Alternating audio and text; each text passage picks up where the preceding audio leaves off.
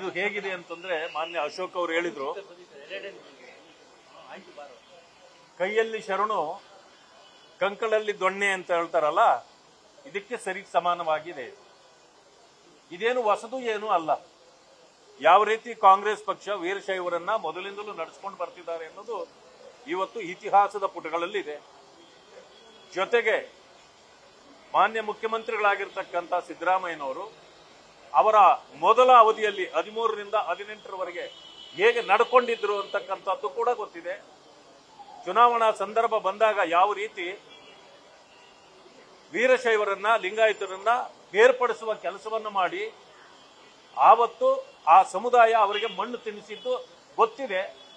ಹೀಗಿದ್ರೂ ಕೂಡ ಇವತ್ತು ಮತ್ತೆ ಇದೇ ರೀತಿ ಅವರನ್ನು ಒಡೆಯುವ ಕೆಲಸವನ್ನು ಮಾಡ್ತಿದ್ದಾರೆ. ಒಂದು ಕಡೆಯಿಂದ ಯಾರ್ಯಾರು ಕಾಂಗ್ರೆಸ್ನಲ್ಲಿರ್ತಕ್ಕಂಥ ಸಮುದಾಯದ ಲೀಡರ್ಗಳು ನಮ್ಮ ಸರ್ಕಾರ ಇರುವಾಗ ಬೀದಿಯಲ್ಲಿ ನಿಂತು ಏನು ಘೋಷಣೆಗಳನ್ನ ಕೂಗುತ್ತಿದ್ರು, ಸ್ವಾಮೀಜಿ ಅವರನ್ನ ತಲೆ ಮೇಲೆ ಹೊತ್ಕೊಂಡು ಓಡಾಡ್ತಿದ್ರು, ಎಲ್ಲೋದ್ರಿ ಈಗ ಅವರೆಲ್ಲ?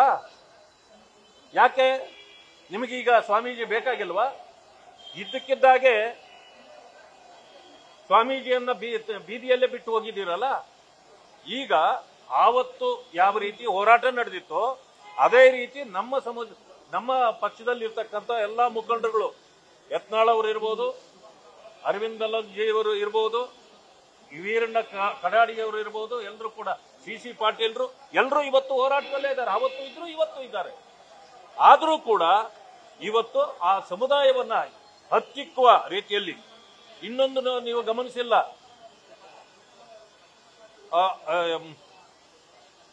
ಪತ್ರಗಳು ಬರೆದಿದ್ದಾರೆ. ಯಾರು ಪತ್ರ ಬರೆದಿದ್ದಾರೆ ಗೊತ್ತಾ? ಪಂಚಮಶಾಲಿಯವರಿಗೆ ನೀವು ಮೀಸಲಾತಿಯನ್ನ ಕೊಡಬಾರ್ದು. ಇವರಿಗೆ ಕೊಡೋದ್ರಿಂದ ಆಗೋ ಅನ್ಯಾಯ ಯಾರಿಗೆ ಅನ್ಯಾಯ ಆಗುತ್ತೆ? ಹಿಂದುಳಿದ ವರ್ಗಗಳ ನಾಯಕರು ಪತ್ರ ಯಾರು ಪತ್ರ ಬರೆಸಿರೋದು? ಟ್ವೀಟ್ ಮಾಡಿರೋದು ಯಾರು? ಸಿಎಂ ಟ್ವೀಟ್ ಮಾಡಿದ್ದಾರೆ. ಮುಖ್ಯಮಂತ್ರಿಗಳೇ ಈ ರೀತಿ ಅವರ ಶಿಷ್ಯರುಗಳ ಕೈಯಲ್ಲಿ ಪತ್ರಗಳನ್ನು ಬರೆಸಿರೋದು. ಅಂದ್ರೆ ಒಂದು ಕಡೆ ತೊಟ್ಟಲನ್ನು ತೂಗೋದು, ಒಂದೊಂದು ಕಡೆ ಚಿವುಟೋದು ಹಾಕಿದ್ದಾರೆ.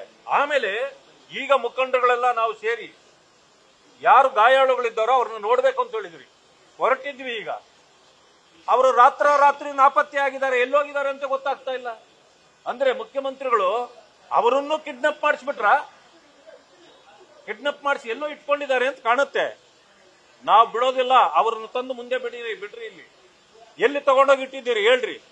ಪಾಪ ಅವರು ಯಾವ ಸ್ಥಿತಿಯಲ್ಲಿದ್ದಾರೋ ನಮಗೆ ಅರ್ಥ ಆಗ್ತಾ ಇಲ್ಲ. ಈಗ ನಾವು ಆಸ್ಪತ್ರೆಯಲ್ಲಿ ಹೋಗಿ ಅವ್ರನ್ನ ಭೇಟಿ ಮಾಡ್ಲಿಕ್ಕೆ ಹೋದ್ರೆ ಈಗ ಅಲ್ಲಿ ನಾಪತ್ತೆ ಆಗಿದ್ದಾರೆ. ಅವರು ಎಲ್ಲಿ ಅಂತೂ ಸಿಗ್ತಾ ಇಲ್ಲ. ಕೆಲವರು ಹೇಳ್ತಾರೆ ಯಾವ್ದು ಪ್ರೈವೇಟ್ ಹಾಸ್ಪಿಟಲ್ಗಳಲ್ಲಿದ್ದಾರೆ ಅಂತ. ಎಲ್ಲಿ ಹುಡುಕ್ಬೇಕು ಗೊತ್ತಾಗ್ತಾ ಇಲ್ಲ. ಈಗ ಮುಖ್ಯಮಂತ್ರಿಗಳು ಅವರನ್ನ ಮೊದಲು ಇಲ್ಲಿ ತಂದು ಒಪ್ಪಿಸ್ಬೇಕು, ಇಲ್ಲ ಅಂತಂದ್ರೆ ಒಳಗೂ ಹೊರಗೂ ಕೂಡ ಇದರ ಬಿಸಿ ನಿಮಗೆ ತಟ್ಟುತ್ತೆ ಅಂತಕ್ಕಂಥ ಮಾತನ್ನು ಹೇಳಲಿಕ್ಕೆ ಬಯಸ್ತೇನೆ.